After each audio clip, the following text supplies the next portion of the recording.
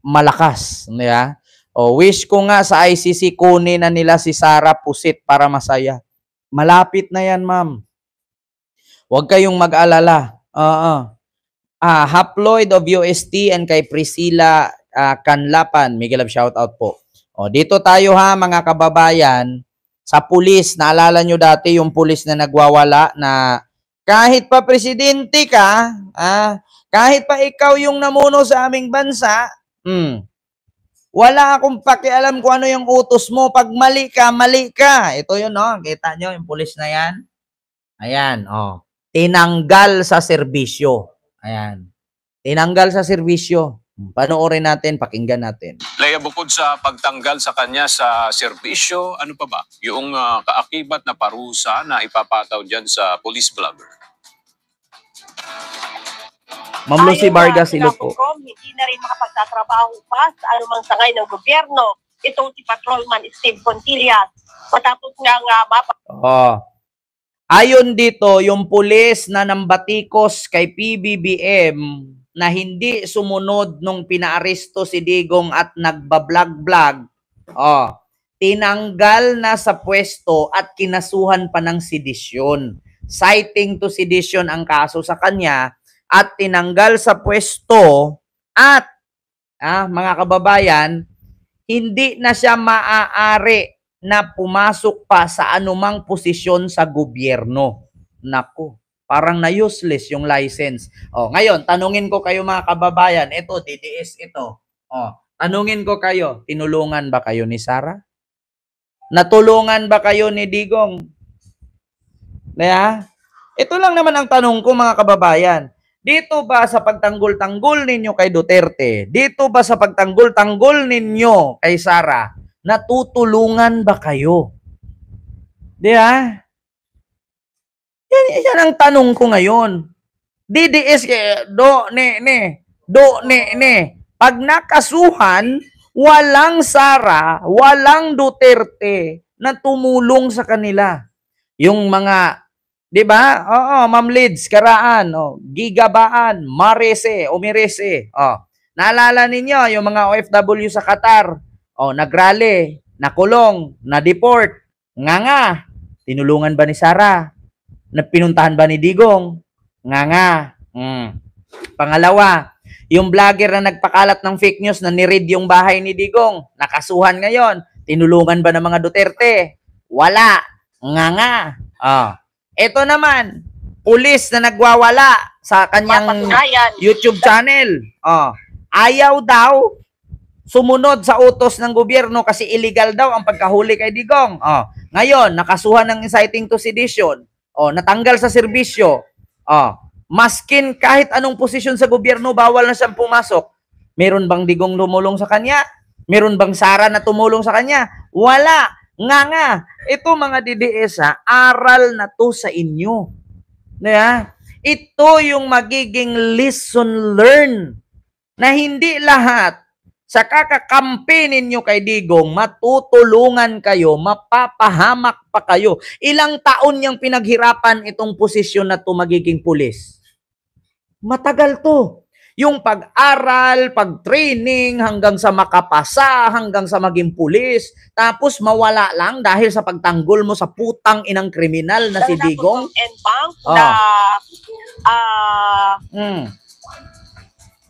Guilty sa kasong grave misconduct at conduct unbecoming of a police officer. Matapos nga aga ang deliberasyon, ay guilty daw itong si Contillas sa naturang mga kaso. Diba? Guilty daw. Ulitin natin ha kasi putol-putol itong putol-putol itong balita. Itong nagbalita sa UN TV, medyo mahina yung boses niya. Ito. Yung kaakibat na parusa na Steve Contillas.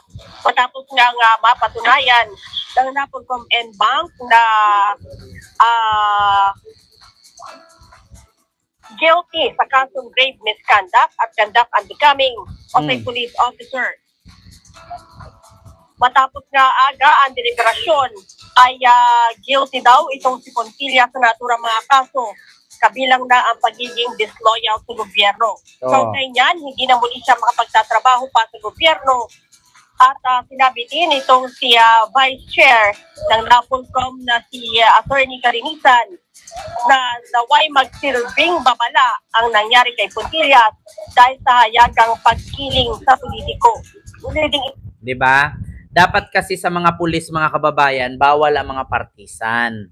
Yung mga nagtatrabaho kay sa gobyerno katulad ng sundalo, pulis, Navy, Coast Guard, lahat ng mga nasa gobyerno, bawal kayo maging partisan. Ang ibig sabihin po doon, wala kayong kakampihan na sinumang politician. Dapat kung ano yung code of ethics, code of conducts na pinapanumpaan ninyo nung kayo ay nilagay dyan sa pwesto na yan, ay dapat yun lang ang sundin ninyo. Huwag kayong magpasulsol sa mga politician.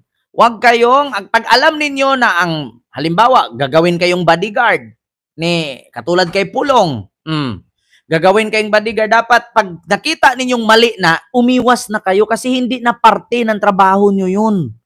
Oo, kaya ngayon, katulad niyan, speaking of Pulong, anong nangyari? Tanggal din. Nahaharap sa kaso. Kasi nga bawal kasi, dapat patas lang.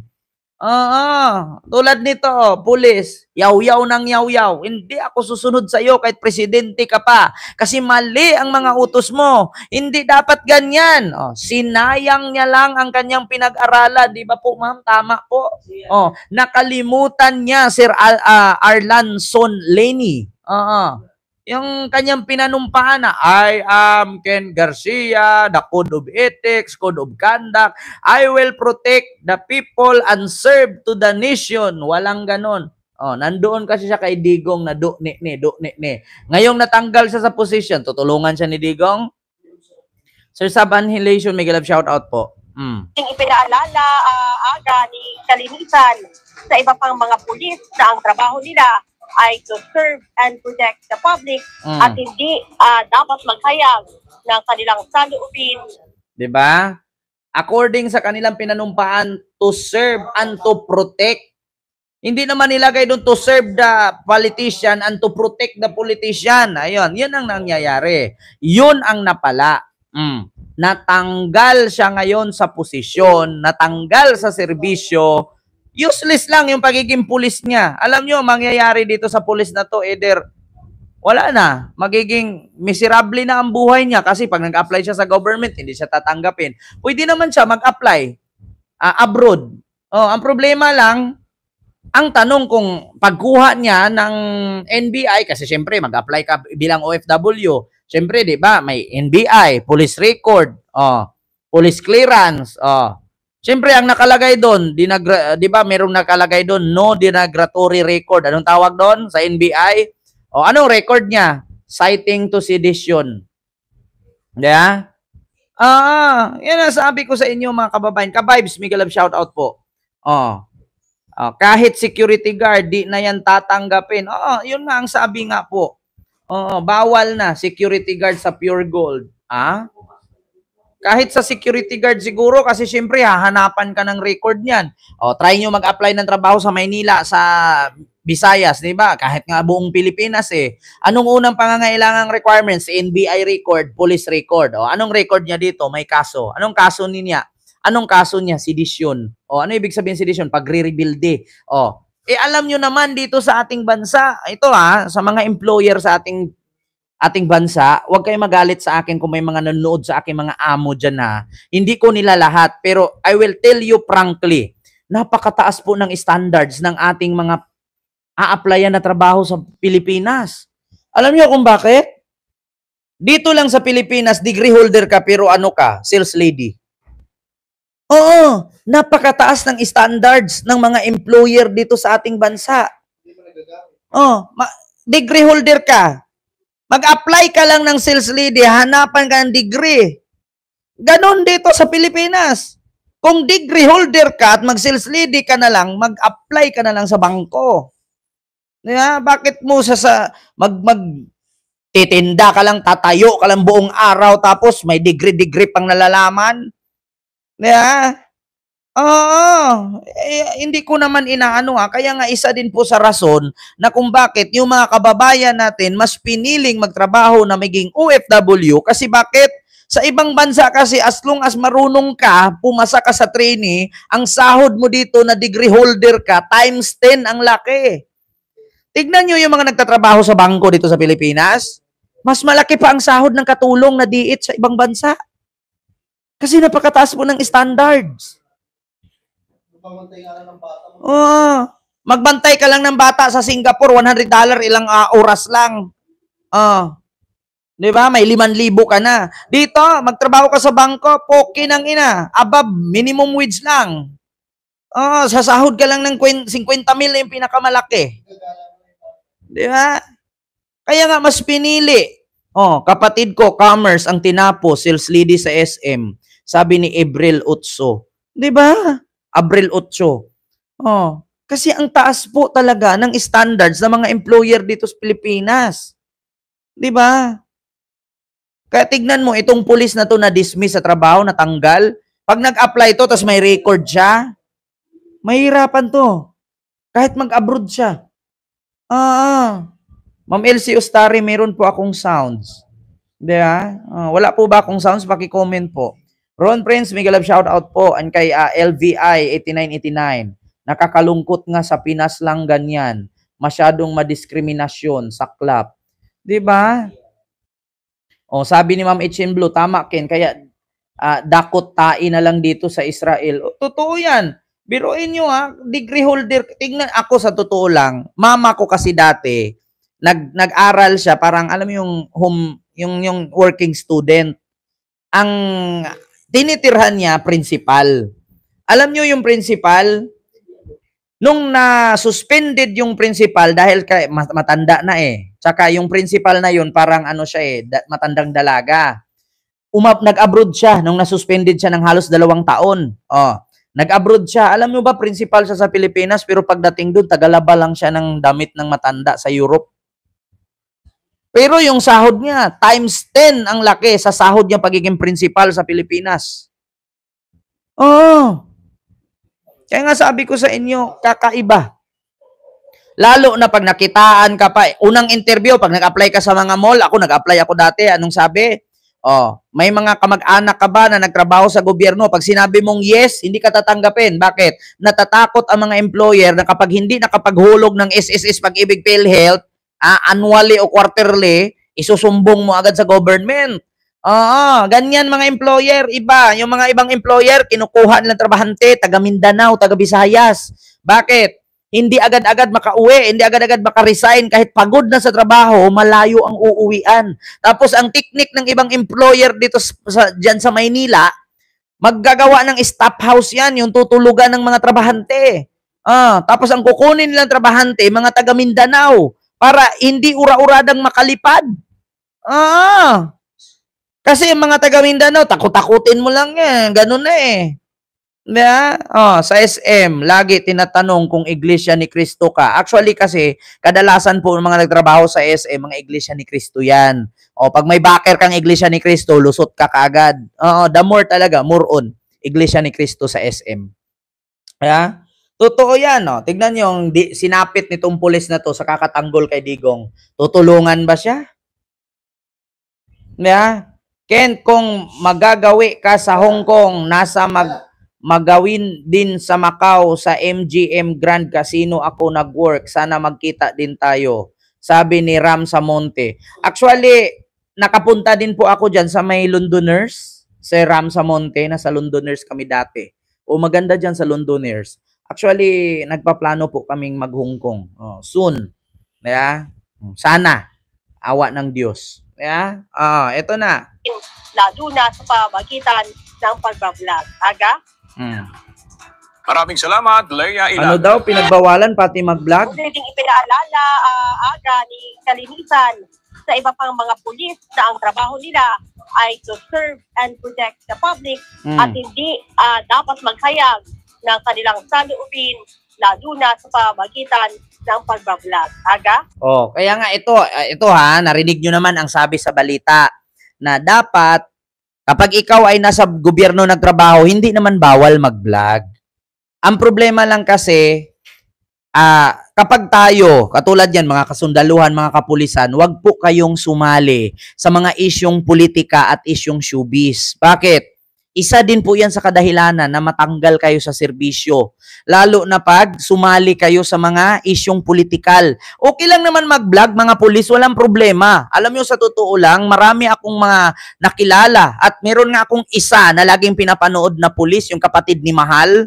Kilala nyo si Mahal, yung artista, yung maliit? Kapatid nun, si Jason Tesorero, isang pulis. Alam nyo, nagbablog siya, milyon-milyon ang views niya. Alam mo, ang ginagawa niya, tumutulong siya sa mga komunidad kung saan siya na-assign. Yung kapatid ni Mahal, yung artista, yung maliit, si Mahal, yung maliit. Kapatid nun, vlogger, pulis na nakabase sa Palawan, si Jason Tesorero. Patay na po si Mahal. Yung kapatid nun, vlogger. Nagko-content siya. Sa Palawan. Alam mo, milyon-milyon views niya.